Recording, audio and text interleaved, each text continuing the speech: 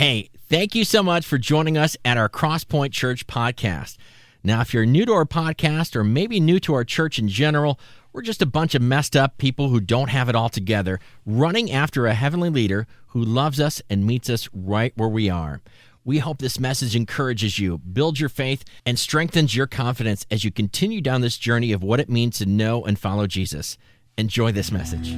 Yes, here we go. Hey, it all comes down to this. We've been pushing for the last number of weeks on here to there, and it's been rising. The temperature's been rising. It's been really, really cool. And you guys know what you're coming for today, right? And if you don't, let me explain why we're here this weekend. And for some of you, in fact, if you're here for the first time today, you're like, what in the world is this? This is freaking weird. It actually is. It is very, very weird. This is a day that we've been building toward over the last 5 weeks where we've been asking, okay, God, we want our hearts to be enlarged.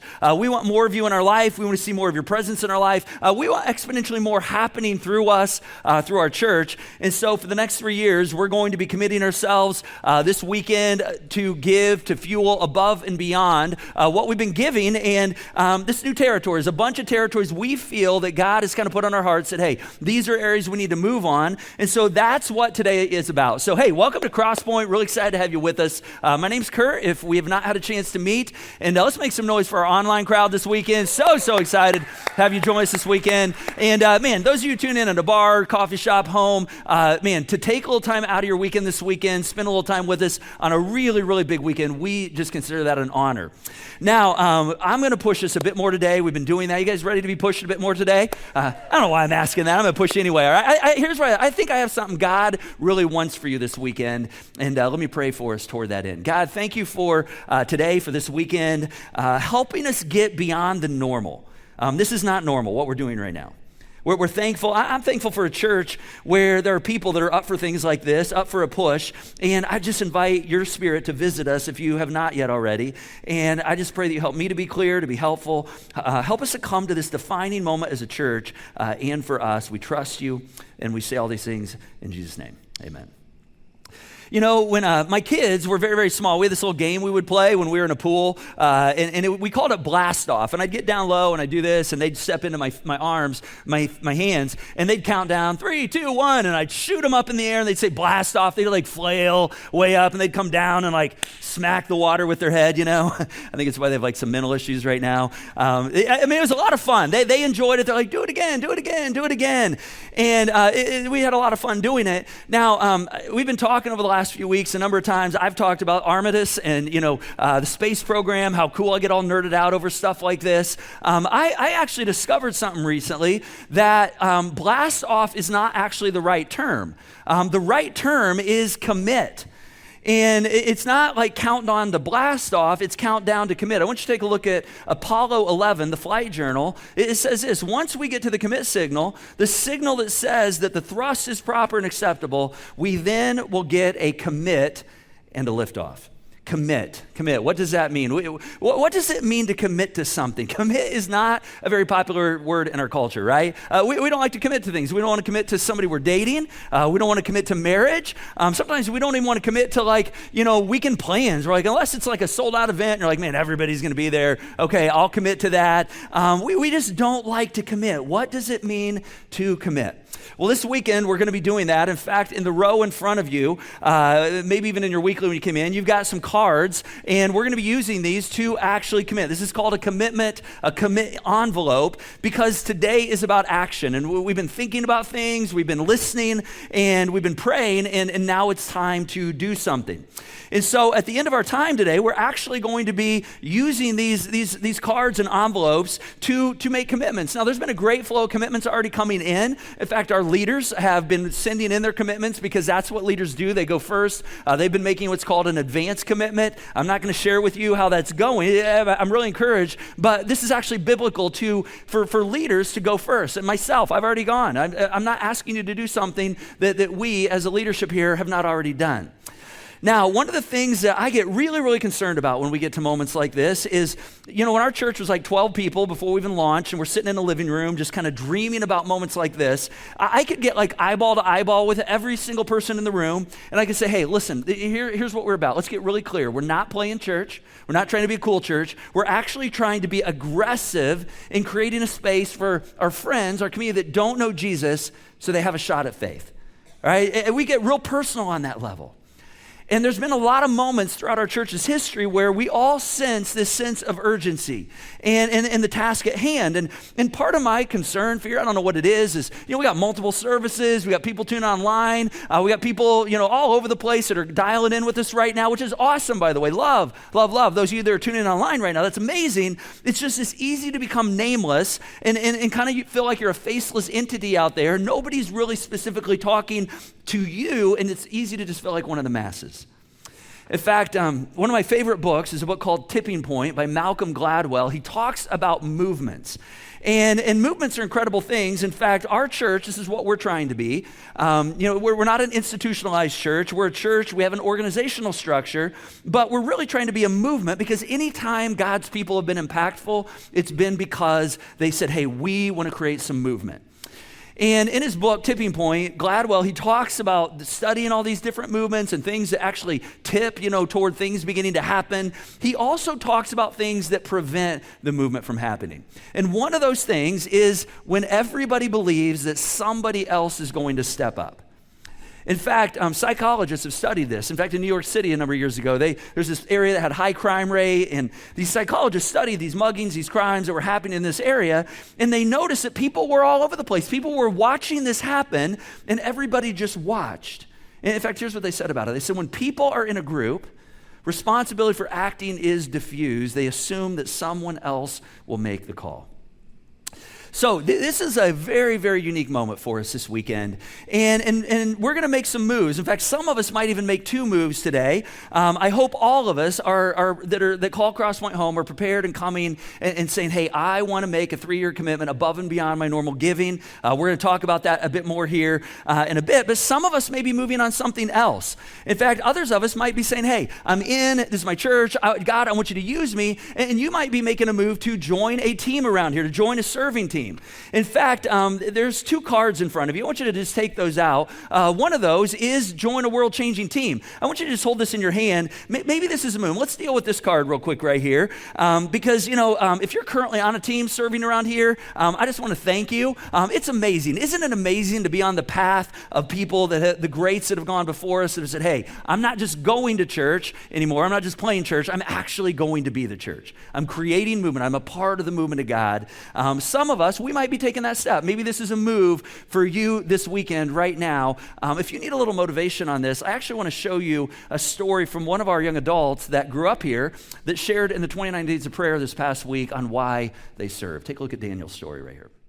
Hi, my name is Daniel Piercefield. I am a volunteer in the band, and I also volunteer with our students at CSM on Sunday nights. Today's verse is 1 John 4:18. We love because God loved first, and that kind of the idea of we get to and we don't have to. The way that I've connected this kind of back to my story is in those 2 volunteer aspects I've talked about is getting to be in the band and getting to lead our students. Being in the band really stuck out to me prominently from this past Easter, getting to be a part of 14 baptisms and being a part of a team that got to create such an incredible experience, not only for that Easter Sunday, but also for those 14 baptisms, getting to lead life change in that aspect. It's just an amazing feeling. But for me, also getting to lead with our students, getting to take a part in their stories and lead them, even learn from them, and getting to touch their story, getting to walk alongside them is just such an amazing feeling. And I don't feel like I have to do that.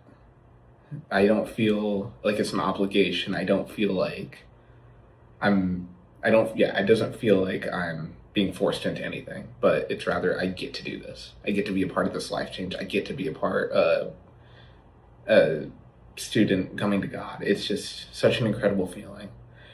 And I think that just in any aspect this week of getting to change that mindset of I have to do this to I get to do this is kind of what we were looking at in that verse.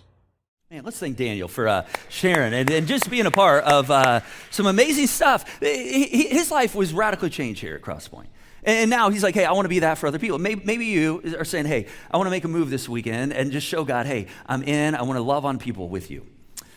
Now, for the rest of our time, we're going to look at 3 moments that that kind of reflect what we're going to be doing financially this weekend. I want to start by looking at a story from the life of Jesus. And I think many of us can identify with this. It's one of the craziest financial offerings ever.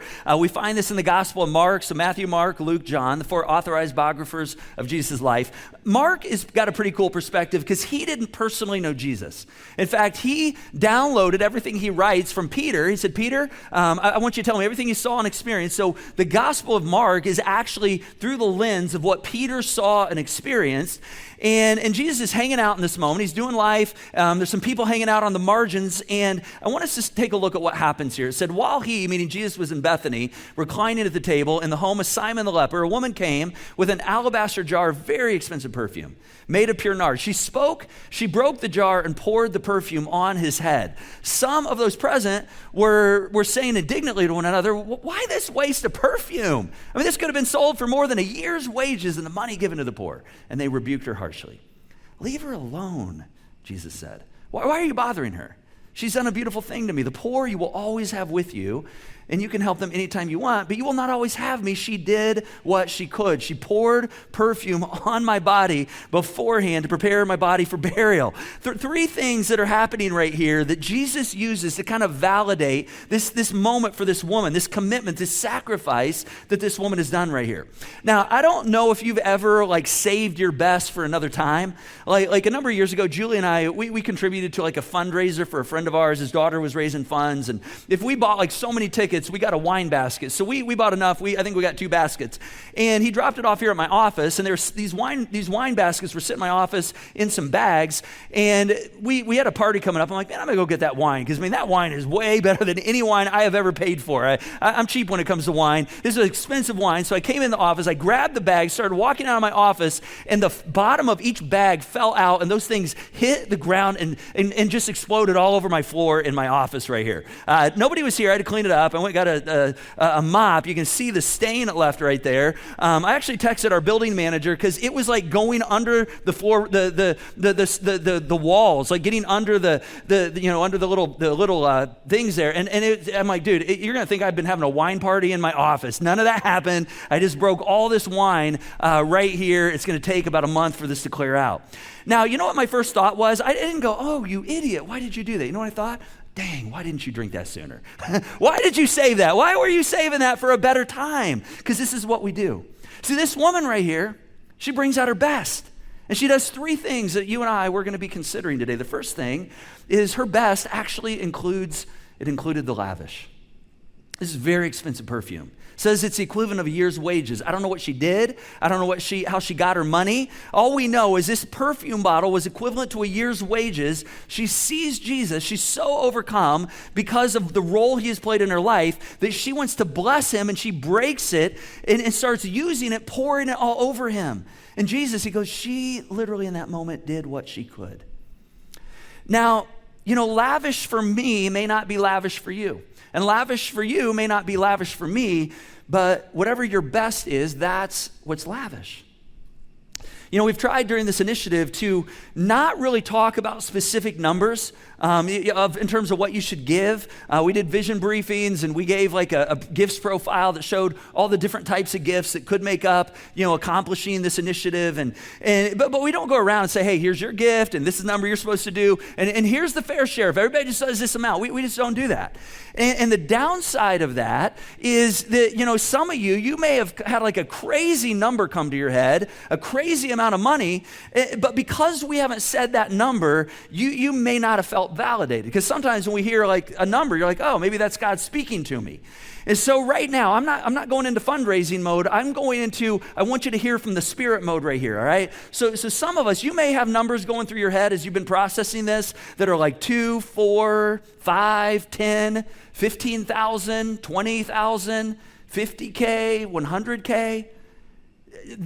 Just imagine, those are some of the commitments it's taken to get to this place over the years. I mean, those are not crazy numbers. All of those are in the realm of what has happened here at Crosspoint over the years. So I just say that to say, don't sell yourself short if you're like, wow, I just feel like God gave me a crazy number. Lavish is what's appropriate to you to be loving on who God is. That's what lavish is. Another thing we see this woman do is she gets totally aggressive. This is an aggressive gift that she brought. See, the more you love something, the more barbaric you get in wanting to show that love.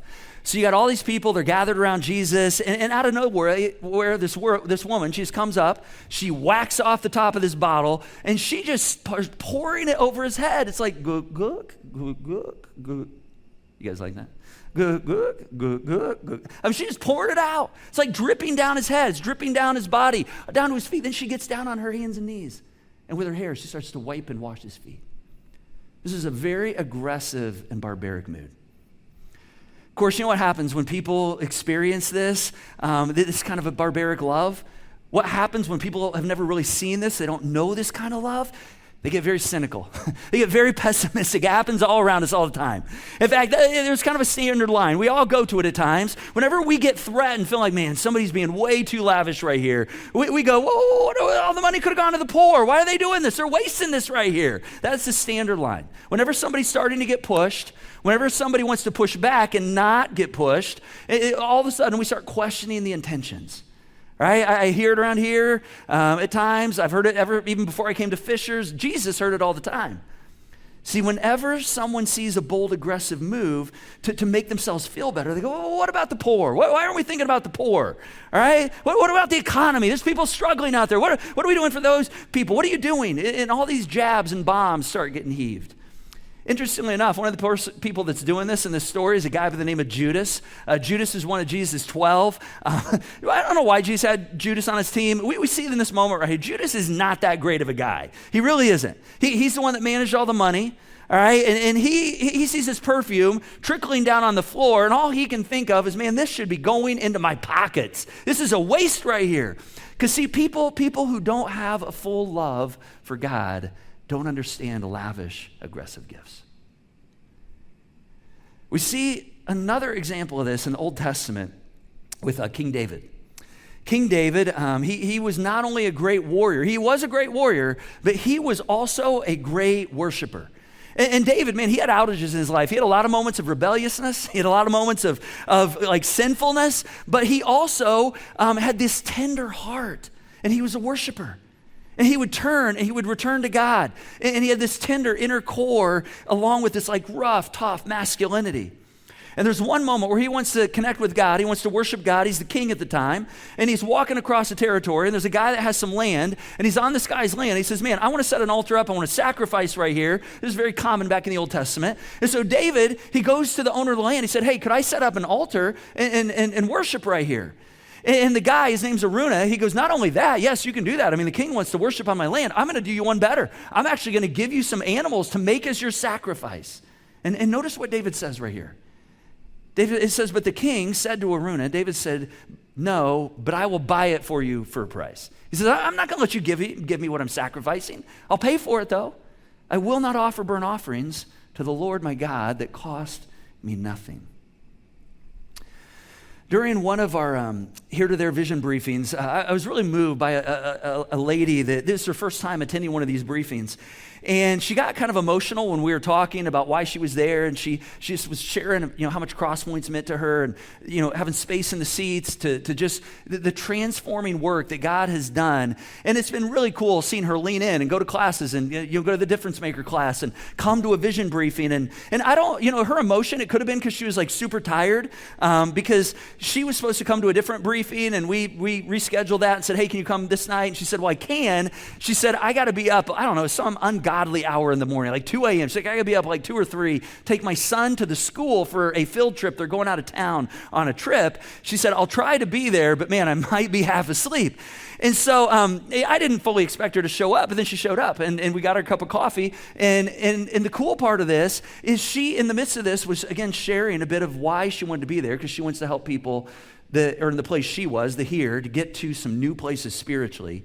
And I just thought, man, this lady's aggressive. She could have easily bowed out of this night. She easily could have been like, man, I'm staying home. I'm not going. I'm going to fall asleep 7 to 8:30 at night. I've been up since 2. She did not do that. This was like an aggressive engagement. And then she shared her heart even during the session on why things like this are so important.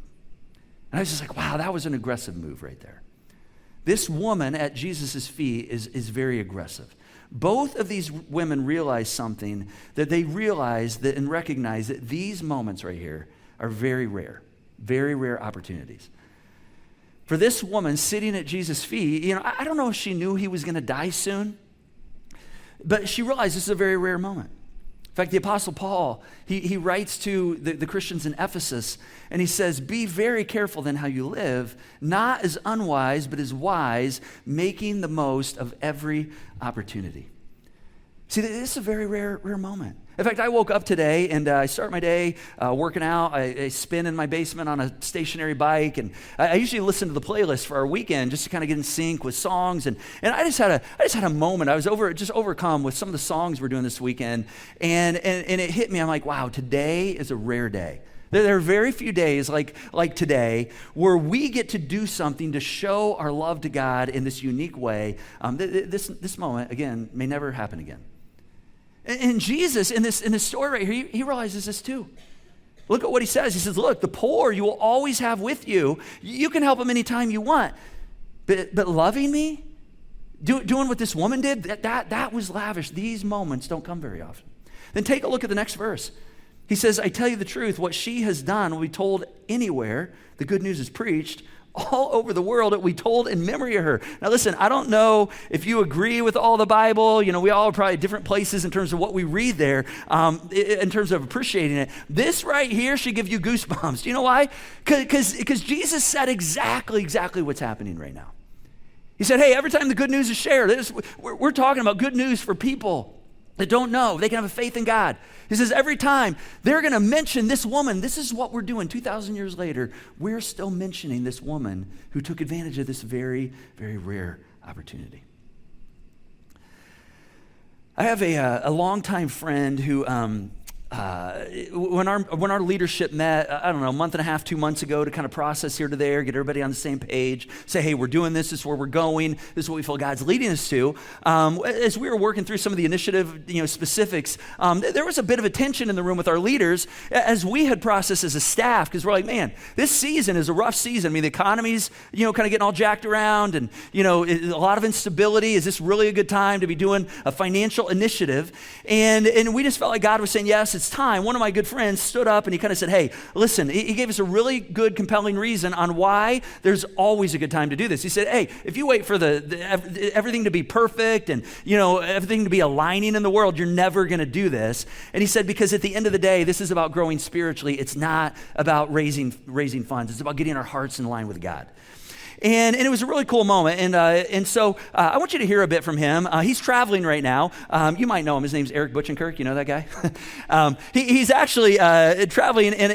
So we did this over Zoom. But I want you to hear a bit of why he and his wife Julie are doing this and why he believes these are always good things. Let's hear from Eric right here. Well, hey, Eric, we are here in the venue today, and I live like 2 miles from each other. You're here all the time, and yet we're doing this virtually because you're working halfway across the country right now, the beauty of technology today. So, tell us a little bit about what you're doing right now, what your day job looks like. Well, I'm in Melbourne, Florida right now, the Space Coast, so near Cocoa Beach, not too far from Cape Canaveral. I work for a Christian radio station called Hope 106.3. I actually manage it. Most of my time I'm doing it remotely from my home in Fishers, but from time to time, about once or twice a month, I have the arduous task of having to go out near the beach and do work in Florida. So that's where I am today, working and managing a listener-supported Christian radio station here in Florida. And how I got here, that's a whole other story. But that's what I'm doing these days. That's awesome. Well, again, thanks for spending a little time sharing about generosity. This is a big deal. I mean, you continue to do this in Christian radio. You've done this for years. There's never great seasons. You know, if we wait for the right season to say, hey, this is a good time to talk about generosity, we never get it done. How has that played out for you in the work you do and why it's important to the mission of even Christian radio?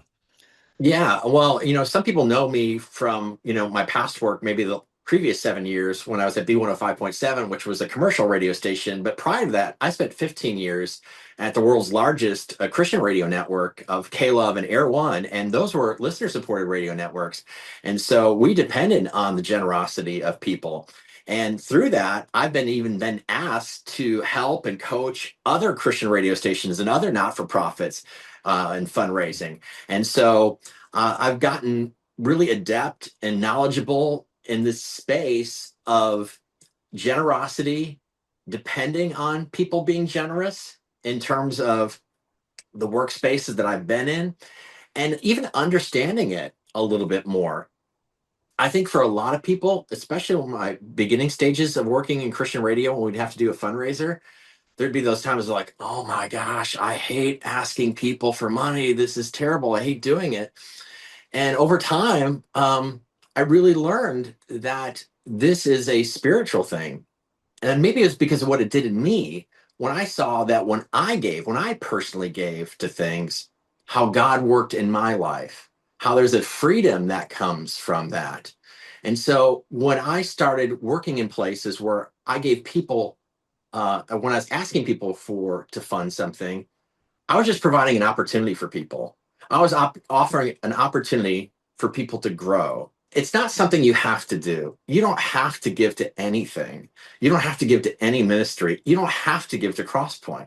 You can come and sit in the seats at Crosspoint every week and you don't have to give.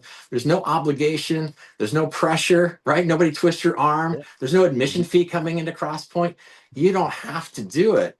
But it's like with any not-for-profit or any ministry, it's something you can get to do. And when you do it, and God begins to work in your life, you see, oh, there's something I get out of this. And it's maybe not what you expect, but there's a level of freedom. And so it became much easier for me to then ask people to give because I saw, oh, I'm inviting them into an opportunity to experience something really, really cool in their life. Yeah. And of course, you work on that side of it, having to lead initiatives like this. But you and Julie have been here for a number of years, 15 plus years. Why do you guys keep coming to the table and saying, hey, we want to be a part of this? First and foremost, we've seen the impact of Crosspoint in our personal lives, right? From the very first time we came to Crosspoint, we're like, oh, this place is different, right? And it resonated with our heart. I think I walked out of Crosspoint the first time we were there, and I said to Julie, my wife, that this place kind of like resonates with my heartbeat, right? In terms of what it was set out to do and the people it was setting out to reach. And so, one, I've seen the impact in my life. I've seen the impact in my family's life and my kids' lives. But I also see the impact in other people's lives, the stories of lives being impacted. We've just even recently heard stories of like God really intervening in people's lives and changing people's lives. It's not just like, hey, like your life will be better. It's like your life, Jesus can transform your life, right? Jesus can transform your life. And for Crosspoint to be able to share that message in the unique way that Crosspoint does in our community is rare. And so to be able to help fuel that, to help fund that, is something that we consider a privilege. And I think we've seen the benefits of that, not only in our lives, but in other lives. But when I give to Crosspoint, it's not only something I benefit from, but hundreds of people each and every day, each and every week benefit from. And it's not just like this, oh, they hear good music or they hear a good message, but there's eternal significance to that as well. And so you're investing in like something of significance, something with eternal value to that. And when it comes to the resources that we have, if you look at them, it's saying like, these are things that God has given me. He's entrusted me with them. I think then it just becomes, well, that's just good return on the investment of things that God's given me, that I'm sowing back into his work. And so I think that's why we continue to give, because we see what comes out of Crosspoint. That's why we continue to invest. Yeah, let's give some props to Eric. Thank you for sharing with us. So good from across the country. You know, I know some of us, this is a whole new grid for us, right? Like you're like, I want to be on a spiritual journey. I've surrendered. I put stuff on the table. I'm not sure I've heard from God yet. I mean, I hear people hearing from God. I've not heard a number from God. And you know, times people get a very clear number, and that's awesome. Some of you have already had that. Others are like, did God forget about me? Or am I not listening? Like, why did I not get a number? You know, Mary, I don't know if Mary, when she's breaking that perfume, I mean, I don't know that when she was going through Macy's looking for it, you know, she heard a voice say, Mary, take Chanel 5 and break it over my son's head. Do this in remembrance of me. I don't think she heard that. I don't know that God said, hey, do this. All right? I think she just was like, this makes sense. In light of what Jesus has done for me, this makes sense. I want to get in on this. I'm doing this. See, I believe that God is actually testing us right now. A few weeks ago, we talked about arguably one of the most famous stories in the Old Testament, Abraham and Isaac. And I can't go through all the details again right now, but I want to catch you up real quick. Basically, God gives a promise to Abraham. You're going to have more descendants than the stars in the sky. Problem is they don't have a kid. And all of a sudden, bam, they have a kid. And then God watches Abraham begin to raise Isaac, and he goes, whoa, wait a second. Abraham, I think you love your son more than you love me. I think you love the vision I gave you more than you love me. You need to kill that kid.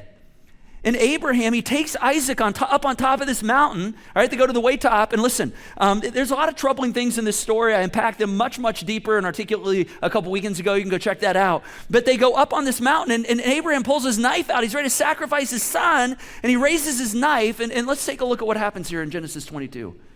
God says, Abraham. And he says, here I am, God. God says, do not lay a hand on the boy or do anything to him, for now I know that you fear God, seeing that you have not withheld your son, your only son, from me.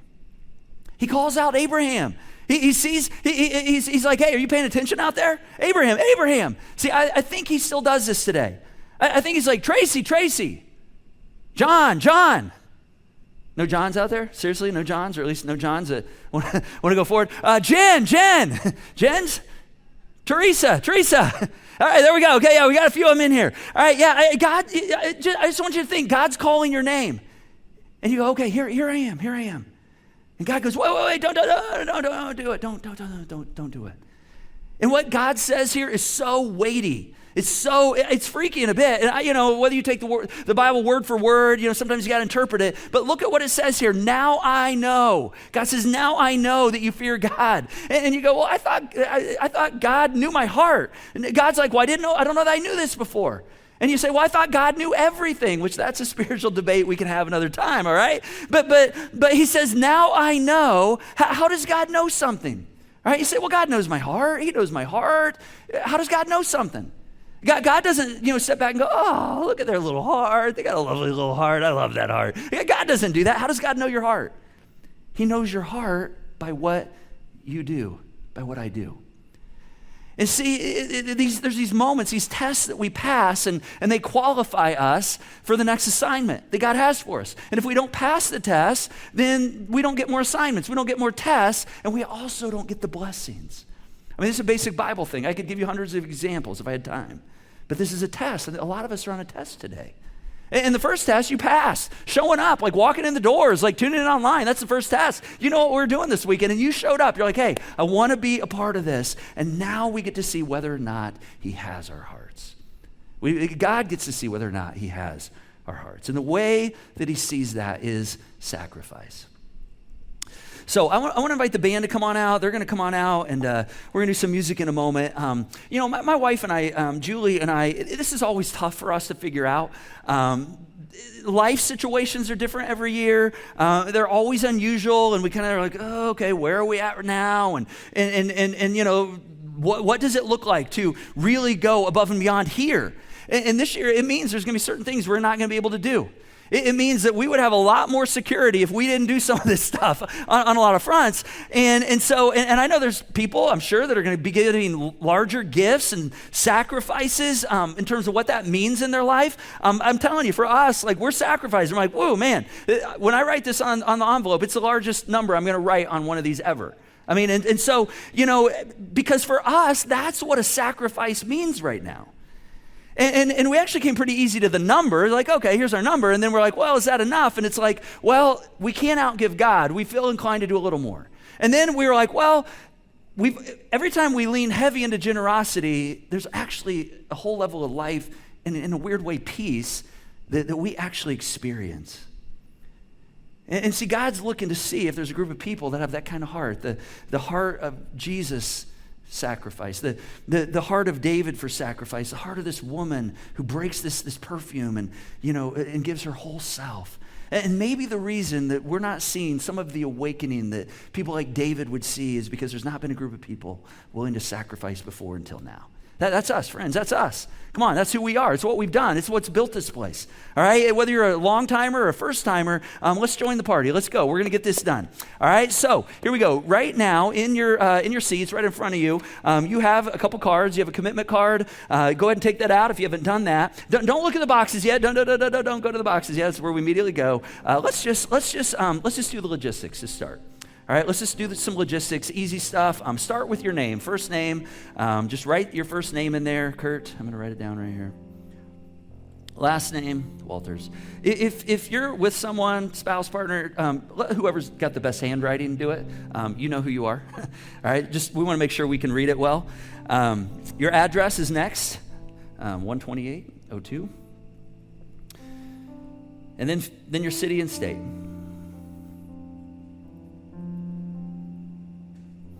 And then your email, best phone number. We're not going to add you to marketing lists off this. This is like if we need to contact you, we want to make sure we get these right. If there's any question on what's written down, we just want to have that so we can contact you. Now, my wife actually isn't with me in this service. She's going to be with me in a later service this weekend. We'll do this all again. We'll come down together and we will have another one of these moments. If you're a leader and you submitted an advance commitment digitally earlier this week, I just want you to know we want you to participate in this moment. Thank you for that. Thank you for leading that way. But I want you to, this is a consecrating moment. This is a moment where we're saying, God, I'm consecrating. There's something about this moment. All right. In fact, I had one leader say to me, well, if I put a number down and then I want to change it when I come back later in the weekend, can I do that? Absolutely, you can do that. And we'll make sure we got the right one. And so in a moment, we're going to come forward. We're going to give you a moment to come and just offer this as a sacrifice to say, God, I'm consecrating myself. I'm making a commitment. So here's how we walk through that. The total commitment, go to that bottom line right there. Whatever that total commitment dollar amount that you've kind of determined or you've been led to or you just feel like represents what you want to say to God, write that in that box right there. And then go to the top box there. My gift today. We've been encouraging if you can bring a first fruits gift, a one-time gift to start off. Put that amount that you're bringing, whether you're going to give that in the joy box, you're going to drop it up here with these or digitally online, whatever that works. Just write that amount right there. And then the middle box is the difference. All right. So over the next 3 years, I'm going to walk out the balance of this, and you can write that number in there. And if you know how you're going to do that, monthly, annually, that's helpful, though not required. And I just want you to know, this is above and beyond sacrifice, by the way. It's beyond our regular giving. Thank you for your regular giving. Your regular giving is amazing. Keeps things moving, pays for postcards and seats, getting cleaned, all the things that happen. It's amazing. And if you feel like you can't go beyond that, that's fine. Put $1 on here just so you can participate in this moment. Just put $1 on here if that's all you can go on. That's awesome. We love your regular giving. This is a different level of sacrifice right here, different level. Now, I want us to go to God just one more time before we bring these and submit these. We're going to get a moment of silence, just see if God wants to speak to us. Maybe something hits you, in these moments and you need to converse with your spouse or, whatever. I just want us to have a moment of peace here. In fact, let's pray. God, we're nervous. We're excited. We're queasy. We're thankful. We're worshipful. We're all these things. We want to pass the test that you have for us, whatever it is. We want to be your yes people. So God, if there's something you want from us, if you want to nudge us right now, we'll take it. If not, we just want you to hear from us. We want you to hear how much we care for you and love you, and we just want to share our heart with you in this moment.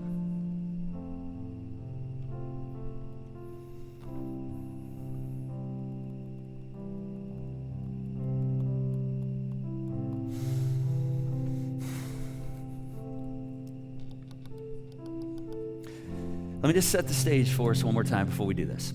These moments are very rare. I mean, I woke up today, I'm like, wow, like we get to do this very few times like this. We get to figure out, are we wanting to be a part of the movement of what Jesus is doing? We get to influence how slow or how fast this whole thing goes. All right, God's going to be moving forward, all right? The question is, are you going to choose? Am I going to choose to be a part of it? That's what this moment is. It's such a moment.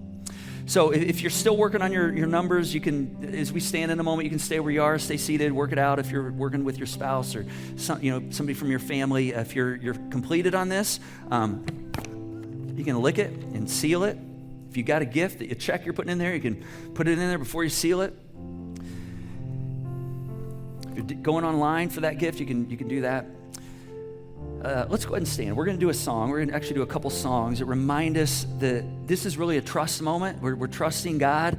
And I'm going to invite you to come down at any point during these songs, and you can just drop your gifts in these cylinders. I mean, this woman, she poured out of a similar vase or a vessel, every year's wages. We're going to use these vessels to give, to offer to God as an act of worship. This is an altar today. This right here, this space is an altar. You can come down, you can just put it in the vessel, you can pause, and if you're with somebody, you can have a moment of prayer. But today, this is an altar. And again, these moments right here, they never come again. So let's sing, let's be reminded of God. When we follow him, he'll never let us down. He's trustworthy. So let's respond as the band leads us. Thanks so much for joining us today. Take a moment to follow our podcast on your preferred platform, and be sure to download our app to stay informed on everything happening here at Crosspoint. And if you like what you heard today, don't hesitate to share it with a friend that might need to hear it too.